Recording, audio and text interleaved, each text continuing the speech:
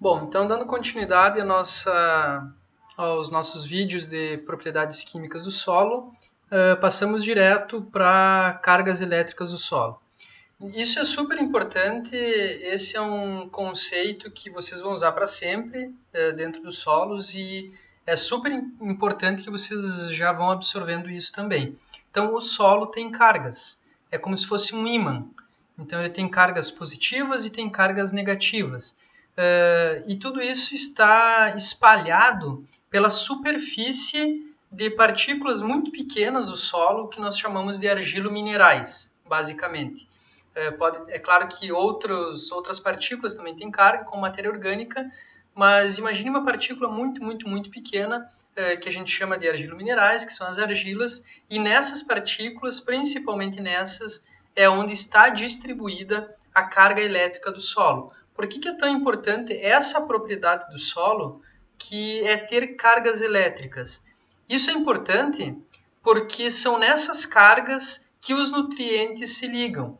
Lembram quando a gente falou, quando eu destaquei aquela coluna numa tabela, num slide anterior, onde os nutrientes tinham, ou eram prótons, ou eram ânions, ou seja, eles tinham cargas elétricas.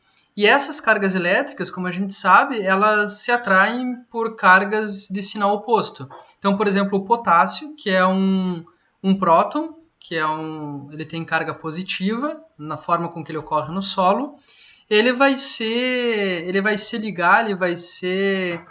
adsorvido às cargas do solo que tem carga negativa. Então, isso acontece com vários outros nutrientes. O cálcio, o magnésio também tem carga positiva e eles vão ser atraídos, vão se ligar no solo nas cargas negativas do solo. Por isso que é muito importante que vocês já entendam isso. O solo tem carga elétrica negativas e positivas. Em geral, no pH em que o solo se encontra, predominam as cargas negativas. Isso varia de solo para solo. Alguns vão ter a mesma quantidade de carga negativa e positiva em pHs diferentes. Mas, ao pH natural do solo, na imensa maioria dos solos, as cargas elas são negativas. Então, ao pH natural do solo, predominam as cargas negativas. Então, isso que é importante que vocês entendam. E essas cargas elas são divididas, a gente divide para fins didáticos, elas em permanentes e variáveis. Então, são cargas permanentes e cargas variáveis. Como eu falei, essa CTC, o que é CTC? É capacidade de troca de cátions.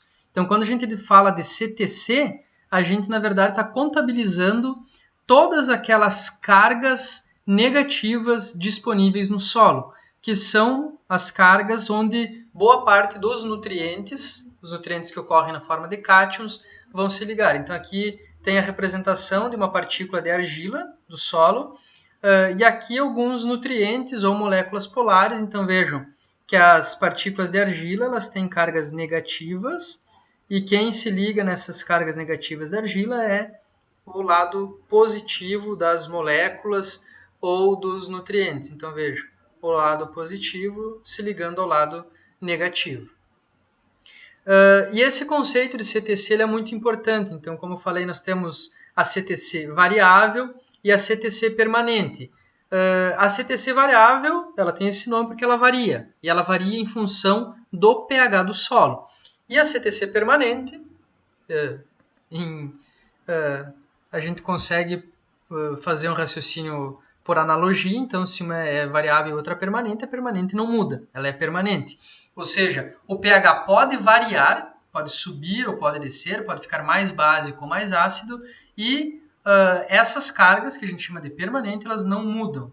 Então, elas não mudam porque elas são originadas lá na formação dos argilominerais através de um fenômeno que a gente chama de substituição isomórfica.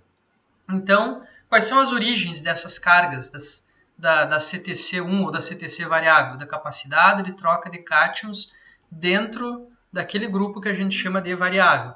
Então, ela é variável, como eu falei, porque ela pode variar em função do pH do solo. Então, quando o pH fica mais ácido ou mais básico, a quantidade, o número de CTC variável ele aumenta e diminui.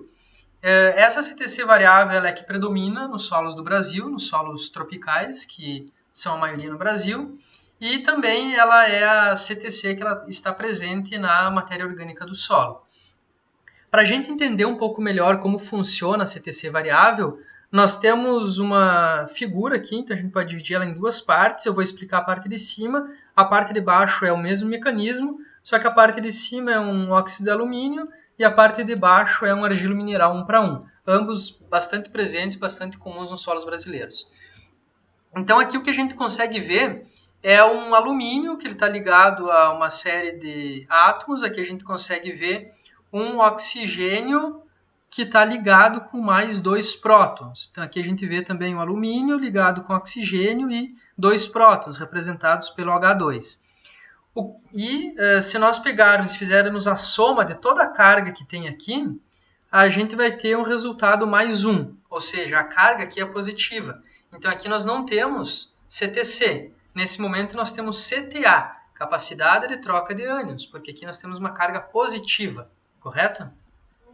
O que acontece quando a gente coloca OH nesse sistema?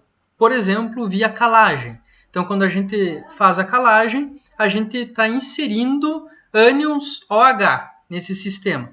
O que acontece quando o OH ele chega nessa superfície aqui? Então, é o que a gente vai ver agora. Vejam, o OH está aqui, ocorreu uma reação e viram que aqui tinha OH2? Vejam que aqui agora nós temos um OH, não tem mais o 2. Esse se manteve igual, OH2, OH2. Mas daqui saiu um H. O que aconteceu com esse H? Aquele H que estava ali, então ele veio para cá, ele se juntou com esse OH e o que forma quando nós temos 2 hidrogênios e um oxigênio? Nós temos a formação de água. Então, esse hidrogênio, ele reagiu com esse OH, que foi colocado na solução, via, por exemplo, calagem, e formou água. E aí, esse óxido que está representado aqui, ele perdeu esse H+, que tinha ali. Vejam a carga, ela passou de mais 1, para 0. Então, essa carga está mais negativa do que anteriormente. E o que acontece se nós colocarmos mais um OH? Lembrem que o OH ele é negativo, né? Ele tem uma carga negativa. O que acontece? Ele vai reagir com um hidrogênio desses aqui, vai formar mais uma molécula de água. Então, são 2 hidrogênios, vai formar mais uma molécula de água. E agora vejam, nós saímos de uma situação onde nós tínhamos 2 OH2 aqui, e agora nós temos 2 OH aqui. Ou seja, no primeiro passo foi perdido um hidrogênio, no segundo passo foi perdido outro hidrogênio. A carga de mais 1 passou para 0 e de 0 passou para menos 1.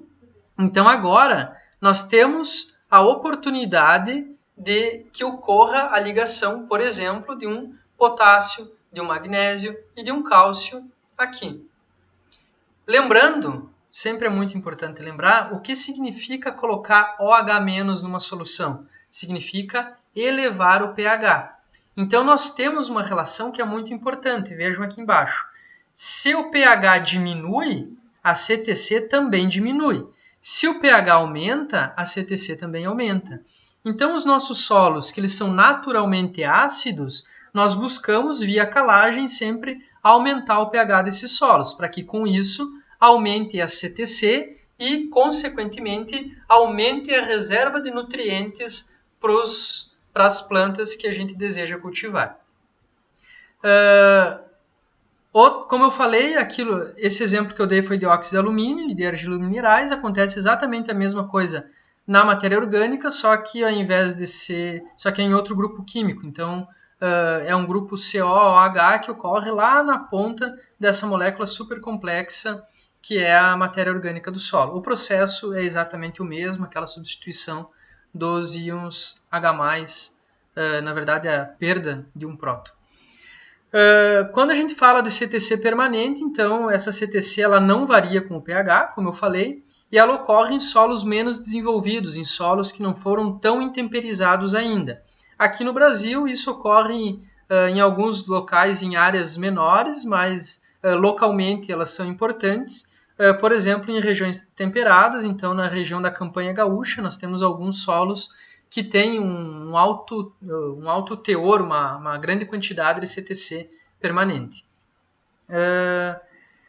E como que funciona, então, a CTC permanente? Da onde que essa CTC permanente ela se origina e por que ela não é alterada com o pH? Para saber isso, próximo vídeo a gente segue falando sobre a CTC permanente e como que ela se origina, ok? Então, vamos para o próximo vídeo que lá vai estar a explicação sobre a CTC permanente.